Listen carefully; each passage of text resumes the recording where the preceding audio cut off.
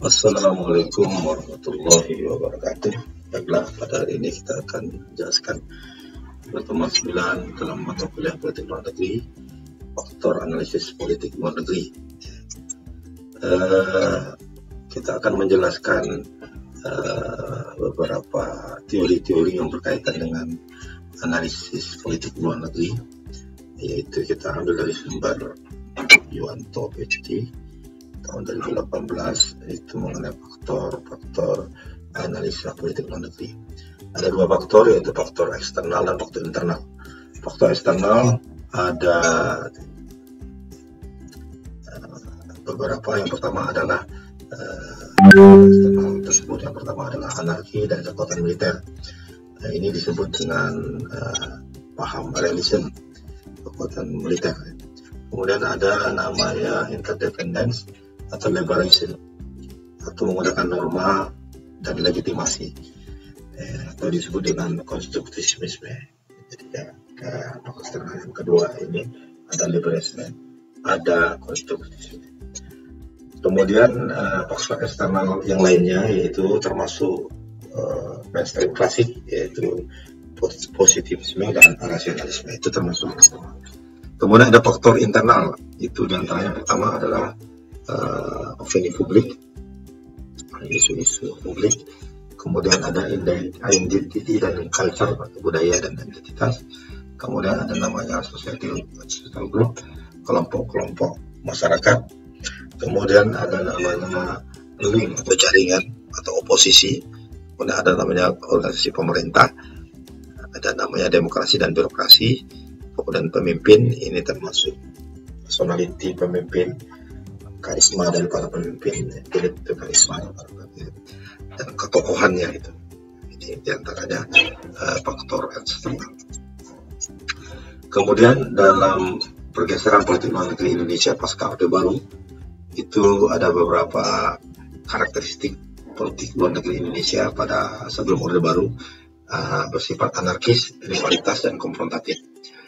Ya, setelah Orde Baru, era reformasi, perilakunya berubah. Politik luar Indonesia itu lebih kooperatif, damai, dan bersahabat. Dan ini menggunakan perspektif konstruktivisme, berbeda dengan yang sebelum Orde Baru itu menggunakan paham realism militer.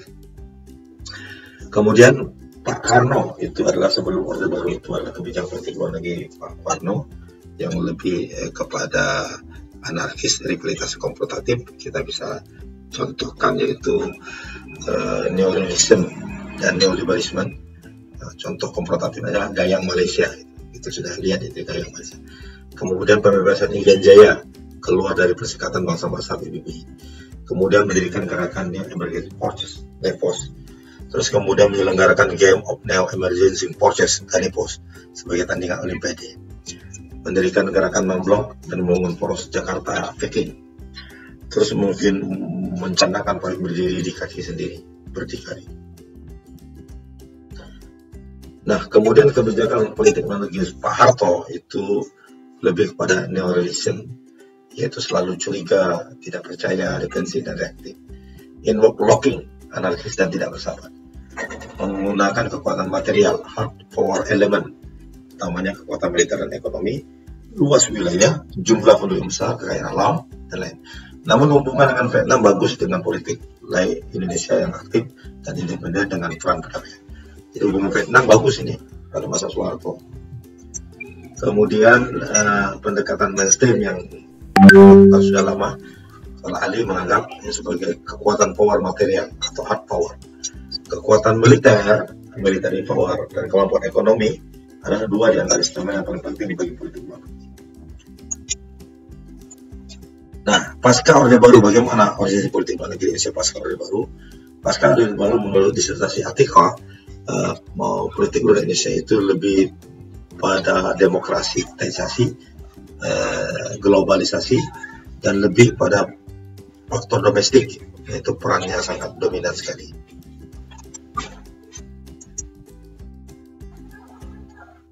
Nah, pada masa Habibie, itu kebijakan politik luar negerinya itu adalah melakukan konvensi internasional anti penyiksaan, CET, diratifikasi oleh Indonesia pada tahun 1998 Setahun kemudian tahun 1999 Indonesia meratifikasi Konvensi Internasional Anti Diskriminasi CED, urusan luar negeri tangani Menteri Luar Negeri. Hubungan luar negeri Indonesia dengan Australia dinilai tidak memuaskan, bahkan cenderung mengalami kemunduran. Lepasnya Provinsi Timur Timur dari Indonesia, pemerintah alami krisis legitimasi, membentuk undang-undang yang berkaitan dengan HAM dan SYARA, yaitu Undang-Undang Nomor 29 tahun 1999. Usaha Habibie menarik simpati dari IMF dan juga World Bank dengan penyayar bantuan keuangan Indonesia. Menurut Bandoro tahun 1999, untuk kebijakan politik Gus Dur itu lebih kepada hubungan Barat dan Australia. Hubungan Barat dan RI dengan Barat dan Australia itu memburuk. Lebih pada konfrontatif, intens diplomasi bilateral, kebijakannya tidak fokus dalam karena kebijakan politik Megawati itu Indonesia semakin lemah posisinya dengan lepasnya 2 pulau Sipadan dan Lingitan dari dengan kalah telak pada Mahkamah Internasional itu menurut Masad 2008. Terjadinya aksi terorisme yaitu bom Bali 1 dan 2, juga bom JW Marriott. Kemudian juga gerakan separatis GAM di Aceh dengan solusi operasi militer dan juga adanya OPM. Kemudian masa SBY, baru berakhirnya pemberontakan GAM berakhir dengan masa SBY. Kemudian aktif dalam dunia internasional menjadi tuan rumah Konferensi Perubahan Iklim di Bali tahun 2007. Konsep politik luar negeri SBY ini konstruktivis yang terdiri dari 3 poin. Yang pertama, pola pikir positif mengelola kerumitan permasalahan internasional. Kedua, konektivitas yang sehat dalam urusan internasional. 3, identitas internasional yang solid bagi Indonesia yang didasarkan pada pendidikan dan diplomatiknya. Ini menurut Priyatno.